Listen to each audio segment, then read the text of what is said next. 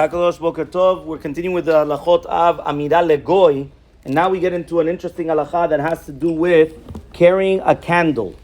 There's a huge machloket in the poskim, also whether it's going to be in the acharonim, the rishonim, and also in the poskim. How do we do with a candle that's lit? Are we allowed to ask a goy to come and to carry the candle for us? Remember, we didn't have, like nowadays, whether it's going to be a flashlight or anything else, and therefore what happens is that they had a candle that they used to transport for their light. So now, can we tell the goy to carry the candle for us in order that we would have light in other places? Until now, we've been speaking about turning on the candle or turning on the light. Now the light is already here. The only question is, are you allowed to be metaltel dener? Are you allowed to carry the candle?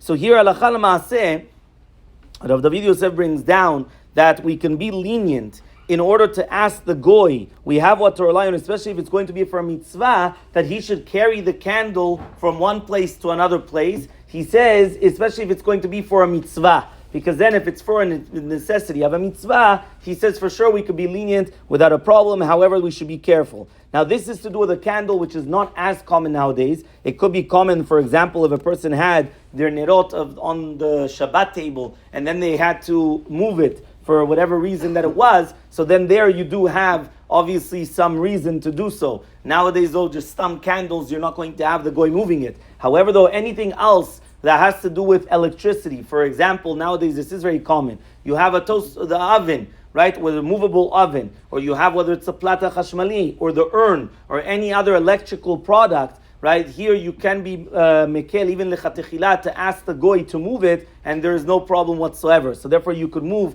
whether it's going to be the oven. Obviously a Jew is going to be different halachot, that's going to be in Recha and Zayin. However though, here you're allowed to come and ask the goy to move, whether it's going to be a flashlight or any other electrical product on Shabbat, and there won't be any problem whatsoever.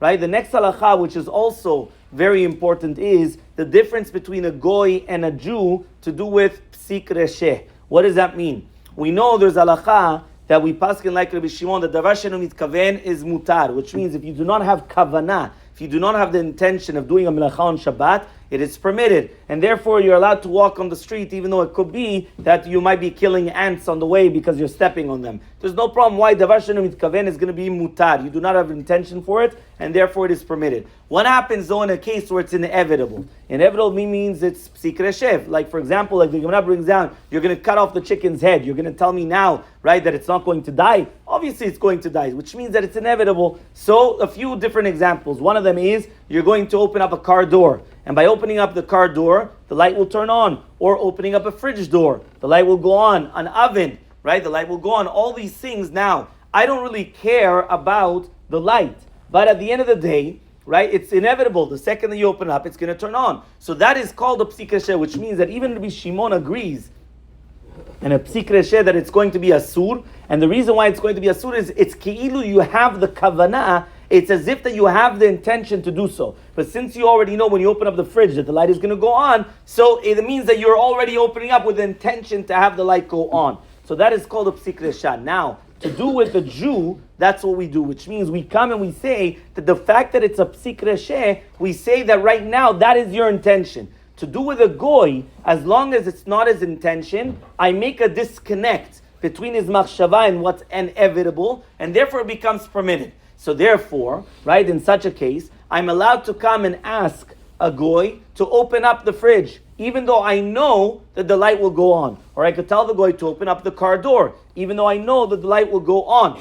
Right? If the light is not going to go on, so for example, Rabbi Zion has this case to do with, I have, let's say I forgot my chalot in the car. So he says that if the lights are not going to go on when I open up the car door, I'm allowed to open up the car door on Shabbat and get my chalot. What's the isur? At the end of the day, the car is a klish melachtol isur. And now when you come and you open up the door of the car, right, I said for necessity in order to go inside to get my chalot. There's no problem as long as there's not going to be lights going on. Nowadays, it's a little bit more difficult because also you have what's called electrical doors that if you're going to unlock, in the olden days, you had a key, you put it in, you open up the one door, and that one door was open. Nowadays, the second that you open up one door of the car, or the majority of the cars, they don't even have keys anymore. It's all electrical that you put your hand, and all of a sudden everything starts opening up. There, obviously, it's going to be much more important. But if you still have one of these old cars, so therefore you would be permitted to open up the door on Shabbat as long as the light does not go on in order to get your bread on Shabbat. There's no problem. But let's say you have nowadays, and you have one of the newer cars after the 1990s.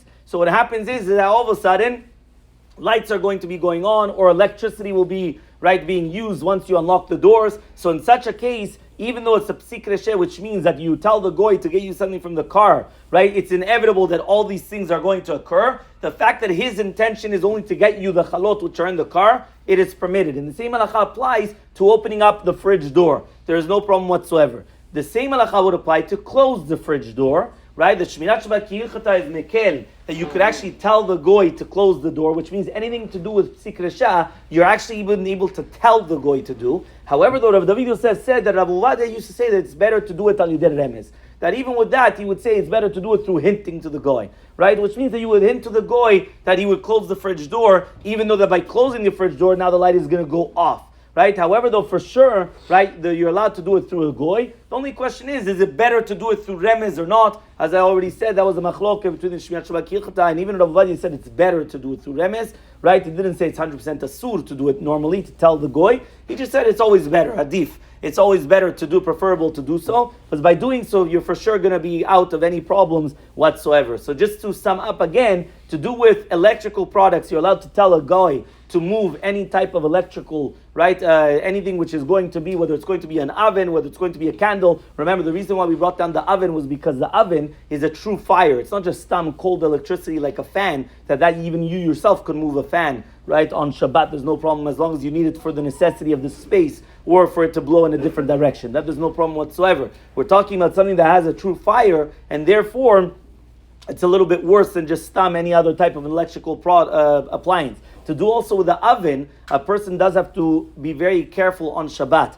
I will mention just very briefly halacha that actually just people think that they can leave things in the oven on Shabbat and then that they have no problem. There are many problems with ovens on Shabbat, whether it is, right, that when you're going to take things out of the oven or put things into an oven, you have a problem that it looks like cooking on Shabbat. Many times when you open up the oven door, you have also problems of whether it's going to be that it starts or it stops, whether it's the motor, whether it's going to be the fan, whether it's going to be the turning on of the lights. There's a lot of problems, and remember that ovens, we're dealing with doraitas. It's not a fridge, which is cold electricity, which could be derabbanan, according to many opinions. We're talking about doraitas according to everybody, because anything that becomes red hot, right, a filament that becomes red hot, which that's an any oven, plata, or urn, that becomes red hot, that is doraita according to all opinions of mav'ir. So therefore, a person has to be very, very careful, because many times they come and they start doing different things, or even if they think that they have a Shabbat mode, and now everything becomes permitted on Shabbat, that's incorrect as well. Even in a Shabbat mode oven, right, there's a machloket, can you do chazara into a Shabbat mode oven